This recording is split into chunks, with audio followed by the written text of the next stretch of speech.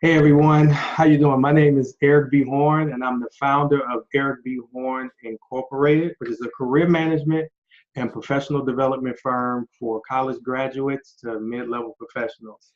And I'm here with Nissar, and what we wanted to do is, both in the career management space, and what we wanted to do is take some relevant topics and give you a perspective of that topic from two career industry experts.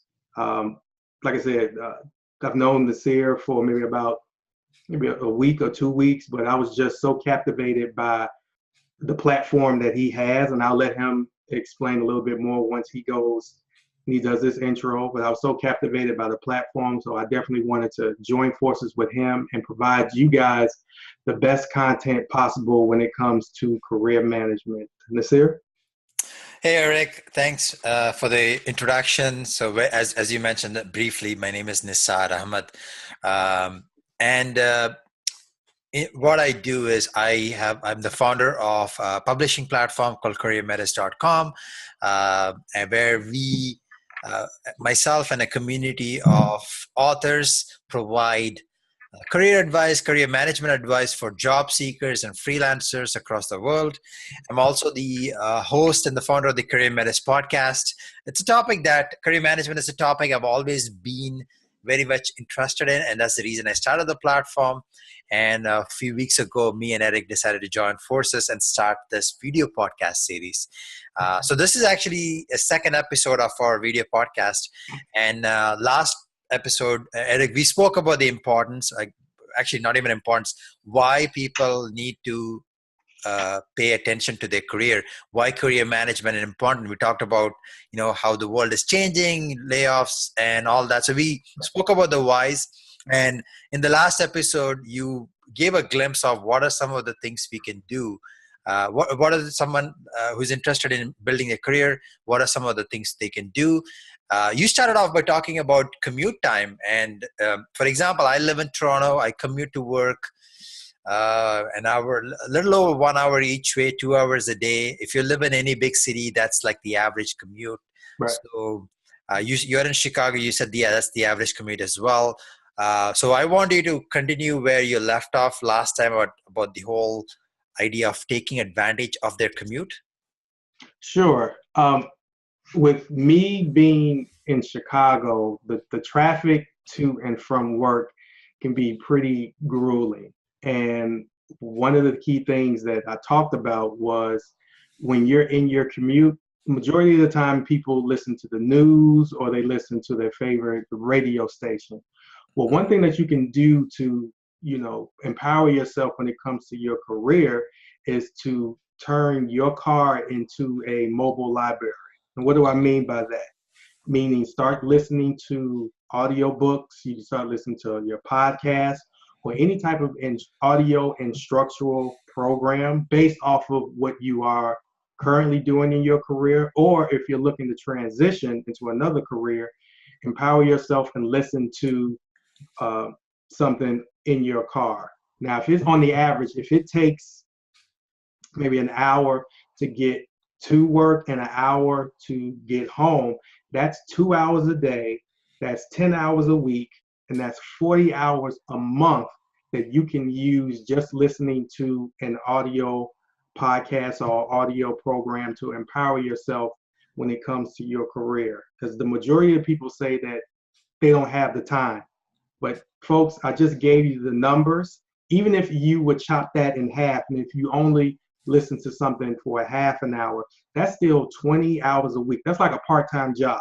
Mm-hmm. That's 20 hours a week where you can empower yourself and learn something new when it comes to whether it's in your current career or something that you would want to transition to. But what about you, Nissar? What other ways you can empower yourself to manage your career? I will talk about something that I do on my commute, but the fact is I've never really thought about the numbers. You're right. Like if you're commuting 2 hours a day, 10 hours, 40 hours, so you could get an extra weeks of education or self-improvement in that time. You're not doing anything different. You're already taking the train or driving. what you can do to improve. So that was, I hope that really hit me as you say, wow, I never thought it would be that many hours, and people listening to this should get the importance of that. Um, Audio is great, right? Like audio could be podcasts, it could be recordings. There's so many programs. Um, One thing I do personally is I read. I love reading. Uh, Okay. I the last 2 years I've been reading about 50 books a year because I love it, and that's because I have this time to commute. And instead of looking at my phone and playing Candy Crush, I read. And I can tell you that I don't know if people play Candy Crush anymore. I don't know what game it is. What is the latest? Pokemon. Yes, that's the latest thing right now. I read, and I'm telling you, the books I have read during my commute, it could be Kindle, it could be a book from your library, has had a positive impact on my life. You also like another format, Eric, is everybody has a phone. Everybody's looking at the phone now. Most metros, they have free Wi-Fi, or even the data plans are getting cheaper. You can also watch videos. So like, for example, this will be on a YouTube video. You can also watch videos on how to improve yourself. So there's no excuse. There are different formats, as you said: audio, podcasts, books, ebooks, videos. Now, even on your phone, you can learn courses. There are companies like Udemy, Coursera. Yep. There's so many of them. Let's say you are a programmer and you want to learn coding skills. You can actually watch that video during your commute time. And I must tell you, surprisingly, for the last 2 years I've been commuting, I haven't seen anybody do that. Like, Wow. and it really blows my mind. So that's like turning your commute time into education time is extremely powerful. Man, it's a mobile university. And you touched on something that it really amazes me. I was a late bloomer when it came to Kindle. And you talked about mobile phones. You can also, whether you have a Android or you have an iPhone, you can download the Kindle app.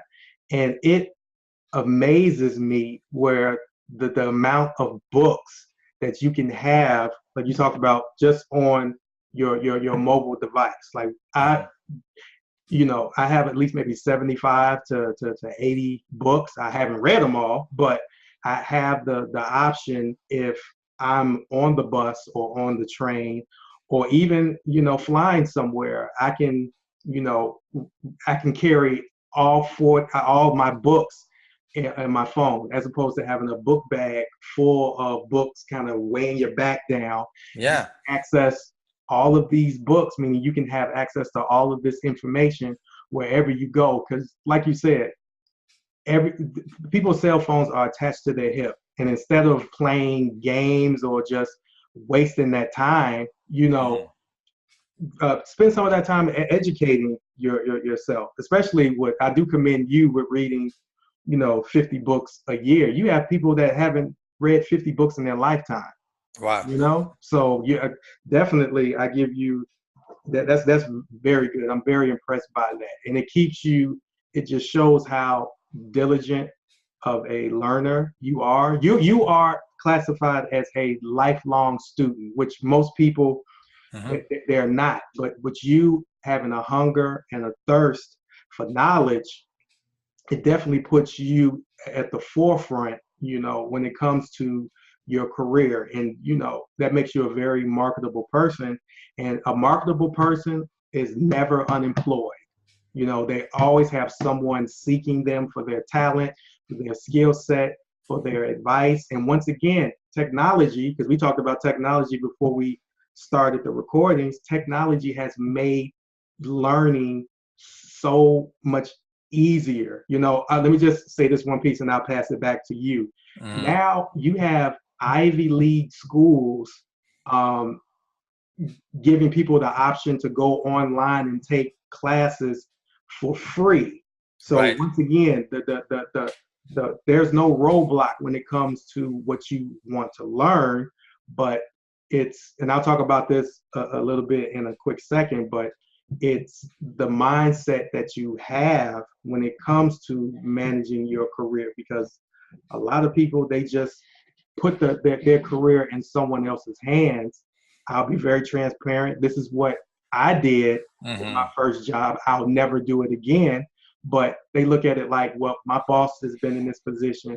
I'm going to do everything that, you know, he or she will ask me, and they'll take me wherever they go, which is sometimes it's not the case, because you better believe that your boss is managing their career the same way that you should be managing your career. Hmm. So thank you for the kind words, and I actually pride myself in being a good lifelong learner. Before I talk about some of the things in terms of the technology, I think one of the words you threw out there is you are never unemployable, marketable, and employment. I have had for someone in my the time of I've worked, I've had multiple jobs, and one thing is because of the lifelong learning, I have the confidence and comfort to know that if something happens to my job today, uh, I am not that stressed out. I should be able to get something new, and I Yeah. think that is key. Most people and I'm not trying to toot my own horn. I've learned this from others. Like you should always be in a position where no matter what happens, you are employable very quickly. And this covers the last topic. And this we talked about the why and what. So that's one thing I want to say. Going back to what he said, you talked about Kindle, and you talked about so initially we started talking about all the books and all that. Hey, but the word I want to throw to people out there is the word free. You said that a lot of podcasts are free. Most of them are free. Your phone, I mean, most of us have a smartphone. It is free. All this, even you don't need to buy a Kindle reader. You can download the app. I don't in Toronto, Canada, the public library is allows you to download so many books, and basically you can borrow a library book, ebook, read it, and lend it back. It's cool. So you don't even have to invest. And like if you're concerned about, hey, my funds are low, I don't want to buy new courses, you don't have to. It's free. Right. Like you mentioned, Ivy League schools like Harvard giving courses for free. It's amazing. It's available for free. So there's no excuse. The medium is there. You have the technology. You have the time. Only question that I have, and maybe Eric has as well, what is stopping you? Yeah. That's wow. That, you know what, that kind of trumps what I was originally gonna say. And you know what, the main thing, because we talked about a lot, right? But I think the initial thing, and probably the most important thing someone needs to do before trying to access Kindle, going to the library with the podcast and audio, is just initially make the decision that you're going to manage your career.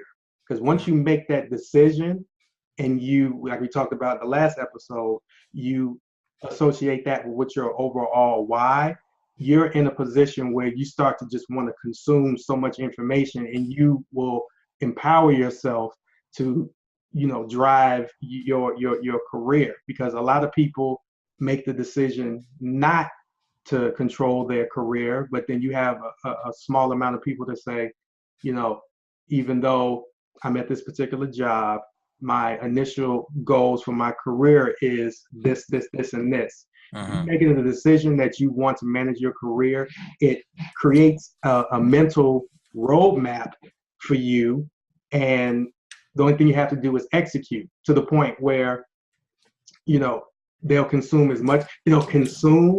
and also they'll implement any and everything, or as much as they can, they learn, so making that initial decision to manage their career puts people at a different level instantly, because you have people that say they want to, make $100,000 a year, or they say they want to be in the C-suite. They may say that, but talking and making the decision and doing is two totally different things. And for me, I had to make a decision to say, I want to become an entrepreneur, and I want to help other people focus on having a career as opposed to a job. That was the the decision, and the mindset shift for me, because I know everyone talks about mindset and mindset shift, but they really don't know how to do it. it's as easy as just saying, this is the decision that I'm going to make when it comes to my career, and, you know, start to execute. So making that decision to manage your career is probably one of the most important things. And it's not a coincidence that it's one of the first things that you need to do. Usually the first thing that you do, i.e. that first initial step, is probably one of the most important things that you can do when you go down that road. You know, Eric, one thing I love about the last few episodes we have done is you always give a great topic which we can expand on. And I think my suggestion is my favorite subject, one of my favorite subjects is mindset. And there's a lot of things I want to talk about. So in the interest of the time and keeping this episode concise, I'm suggesting that we should talk about mindset in our next episode, why it is important to make that decision, what the mindset is. So that I would say, in terms of you, if just a quick summary, if you have listened so far, we have talked to you about what are some of the things you can do in your commute time. Best of all, it is free. The only thing you need to do is make a decision. We'll talk more about, you know, how you can start taking the first step in our next segment. So I'll pass it on to Eric. Any last words before we conclude this? Well, the biggest piece, like I said, we'll talk more about mindset in the next episode. But, you know, people underestimate what they can do in their careers because they don't once make a decision and then have the mindset to push it through. It's not as hard as what most people are claiming it to be. You know what's important to you in your life, whether it's your kids, whether it's, like I said, making a lot of money or being on Forbes magazine or Success magazine. You know, whatever's important to you, align that up with your mindset so you can be very, very successful. That's just high level. We'll definitely go, you know, much deeper in the next episode. But guys, having the right mindset and making a decision is not as hard as you think it may be. So, all right. All With right. that, we will conclude this, and we'll see everyone in our next episode. Have a good one, guys.